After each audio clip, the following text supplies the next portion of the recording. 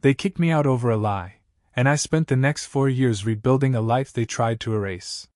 What hurt most wasn't the betrayal. It was how fast it happened. One moment, I was their son, their brother; the next, I was a thief in their eyes, disposable. What happened next shocked everyone and changed our family forever. My name's Nathan. I'm 27 now, but this story started when I was 23. Back then, I lived with my family in a quiet neighborhood in northern Illinois. My parents, Carl, 58, and Melissa, 56, had bought the house decades ago when they first got married. It wasn't luxurious, but it had this timeless, cozy charm: creaky floorboards and that old maple tree in the backyard we used to climb as kids. I grew up there with my sister, Olivia. She's 3 years older than me, always the golden child, always 2 steps ahead. I didn't mind it much, not then. Growing up, Olivia and I were inseparable. She'd boss me around in made-up games, we'd build forts out of couch cushions, and she always picked the adventure in our bedtime stories. She was bold. I was the quiet sidekick. But that closeness started to splinter when we hit our teens. She thrived on pressure: valedictorian, speech team champion, early admission to a top university. I was more drifty. I got decent grades, bounced around interests, and ended up taking courses at the local community college while working part-time stocking shelves at Morrison's Market. By the time Olivia landed a cushy PR job in Chicago and got engaged to her boyfriend Brandon, a corporate lawyer from a wealthy family, I was still at home, working nights and trying to figure out if I wanted to study graphic design or start a YouTube channel. The engagement ring Brandon gave her was worth more than my entire bank account, a vintage diamond solitaire passed down from his grandmother. Olivia was obsessed with it. She flashed it around like it was her own personal son. The celebration? Massive. My parents invited everyone from our town and a bunch of Brandon's friends from the city. They even rented a string quartet. I remember standing by the punch bowl in my wrinkled shirt, sipping soda, watching Olivia laugh with people I didn't recognize. I stuck with my high school buddy Marcus. We were the only two who didn't seem like we belonged. 3 weeks later, on a rainy Thursday, everything unraveled. I was home alone, enjoying my one day off, playing Call of Duty in my room. Olivia and Mom had gone wedding shopping earlier. When they came back, I barely looked up. An hour passed. Then came the scream. I bolted downstairs. Olivia was in full meltdown mode. "Where is it?" she shrieked. "My ring, it's gone!" She said she'd taken it off to do dishes and left it on the counter. Now it had vanished. Then her eyes locked on me. "You were the only one home," she said through gritted teeth. "You took it, didn't you?" I laughed. Thought it was a joke. Then she kept going. "You've always hated that I'm successful. You probably pawned it to pay for your dumb classes or games or whatever pathetic thing you're doing with your life." By the time our parents got back, Olivia had already framed the story like a Netflix drama. And they bought it. Instantly. Mom burst into tears. Dad's face turned to stone. They tore apart my room. Found my emergency cash stash, about $320 I'd saved for a design course. That was all Olivia needed. "He sold it," she said. "That's why he suddenly has money." I tried explaining, pleading, but the walls had already closed in. They didn't want the truth. They wanted to believe her. They gave me 2 days to leave. 4 years ago, I lost everything: my home, my family, my name. What they didn't know is where that ring really was, and what would happen when they finally found it. After they kicked me out, I found myself standing in the rain with a backpack, a duffel bag, and nowhere to go. I hadn't stolen anything. But somehow, I was the thief. The disgrace. The liar. And no one, not one single person in my family, gave me the benefit of the doubt. I couch-surfed at Marcus's place for about a week. His apartment was a cramped one-bedroom above a laundromat that stunk of dryer sheets and mildew. He had a futon and a cat with an attitude problem, and I was grateful just to have a roof. But I knew I couldn't stay long.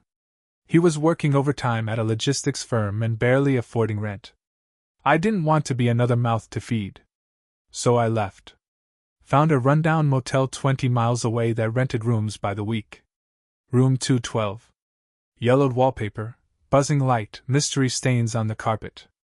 It cost me $175 a week. I paid in cash and locked the door every night with a chair under the handle. Those first weeks were brutal. I didn't cry, I couldn't. I just sat in that room at night, staring at the ceiling fan spinning like a broken clock, asking myself, how did they believe her so easily? No one called. Not Olivia. Not Mom. Not Dad. It was like I'd been wiped clean from the family memory, a stain they'd finally scrubbed off. During the day, I hustled. I took every odd job I could find: landscaping, painting fences, dog walking, moving boxes at a freight yard. I even stood in a sandwich board outside a tax prep office for $20 a shift. I was exhausted, humiliated, but slowly, I was surviving. Then one day, in a moment of weakness, I called the house. My fingers shook as I hit dial. Mom answered. The sound of her voice gutted me. Hello? It's me, I said. There was a pause. Then her voice, low and tight. Nathan, what do you want? I didn't take the ring. Another pause. A long one. Then, I don't want to talk about this. We've moved on. Click. Moved on. They had moved on like I was some old piece of furniture they finally donated. And it wasn't just the ring. It was everything I had been up to that point: son, brother, member of the family. Gone, just like that. But something changed that night. I wasn't going to wait for them to believe me anymore. I wasn't going to beg for trust I'd already earned. I would rebuild. Not for them, for me. I took a warehouse job on the outskirts of town. Graveyard shift, stacking crates and running inventory in a freezing metal building with no heating. It was hell, but it paid $16 an hour, and that was enough for me to move into a shared house with two other guys, Andre and Miguel. Both were blue-collar lifers, good dudes, no questions asked. For the first time in months, I didn't feel like I was sinking. I enrolled in online courses for graphic design. Got a second-hand laptop. Taught myself everything from typography to motion graphics. It was hard, but it was mine. Then, one night, I saw Olivia's face again, by accident. Brandon had posted a picture on Instagram. A selfie with her beaming, captioned, "She said yes again?" The ring was gone. A new one glittered on her finger. My heart twisted. But then I zoomed in. The old ring, the vintage one, was back. On her right hand now. How? Where? That's when a creeping realization began to form. I remembered something from years ago. Our garbage disposal had always jammed if you left a spoon or ring in it. Could that be it? I tried to shake it off. I told myself I was imagining things. But a month later, I got the proof. A voicemail from Dad, voice shaky. Nathan, the ring. We found it. Under the sink. It must have gotten stuck in the disposal. I'm so sorry. We need to talk. I stared at my phone, numb. 4 years. 4 years in exile for nothing. And now? Now they wanted to talk? I didn't reply. I lay in bed, staring at the ceiling fan that still buzzed faintly above me. I thought of all the nights I went to sleep hungry. Of the times I held job applications in trembling hands. Of every voicemail I'd left unanswered, every call I never got. That ring was never lost. It was thrown away, by accident. But I was the one they discarded. And now, they wanted to pick me back up. But that's not all. Because the next voicemail wasn't from Dad. It was Olivia. And what she said changed everything. I didn't expect to hear her voice. Not after everything. But there it was, crackling through my phone speaker as I stood in the break room at work, clutching a half-warmed burrito like it was an anchor. Nathan, I don't know if you'll listen to this, but I just wanted to say I'm sorry. I really am. That's how her voicemail began. I was wrong. I didn't mean for everything to go the way it did. I panicked when I lost the ring. I didn't think you'd actually get kicked out. I thought maybe you'd admit you saw it or something. I didn't know they'd throw you out. I'm sorry. She paused. Her breath caught. I think about it every day. I let the phone drop to my side. The burrito hit the table with a soft thud. My stomach twisted, not from hunger, but from the raw heat of betrayal that memory reignited. She hadn't just made a mistake. She'd weaponized doubt, used our parents' faith in her like a scalpel. And now, years later, she wanted to stitch it up with a voicemail apology? I walked outside, into the freezing dusk behind the warehouse, past the loading dock where pallets were stacked like giant tombstones. I lit a cigarette, something I only did when the silence in my head got too loud. And then I remembered. When I was 17, Olivia got into a fight with our dad over curfew. I'd never seen her so rattled. That night she crawled into my room after midnight, red-eyed and puffy. She sat on my bed and whispered, "Can you cover for me? Just this once? Say I was here with you the whole time." I said yes. I always said yes back then. She took my loyalty for granted, like it was her birthright. Like I was built to bend for her. And the worst part? I didn't even realize it until that moment behind the warehouse, cigarette smoke curling in the winter air. I wasn't just cast out because of the ring. I was the scapegoat my family had been preparing me to be for years. Every family has its roles: the star, the fixer, the disappointment. Olivia was the star. I was the fix. It didn't matter who broke what, I was always the glue. And when things shattered, they used me to sweep the mess under the rug. Not anymore. I didn't answer her voicemail. I didn't return my dad's texts. But I started saving every message. Every voicemail. Every apology. Because I wasn't sure what I'd do next, but I knew this wasn't over. Not when 4 years of exile ended with a week. Sorry. That weekend, Marcus invited me to a barbecue. Just a few people from work. It was the first time in months I felt normal, laughing over grilled burgers, talking shop, even making dumb jokes about our useless supervisor, Ron. For a moment, I let myself feel joy. The kind that didn't need permission. Later that night, Marcus and I sat on the hood of his beat-up Civic, drinking gas station beers under a busted streetlight.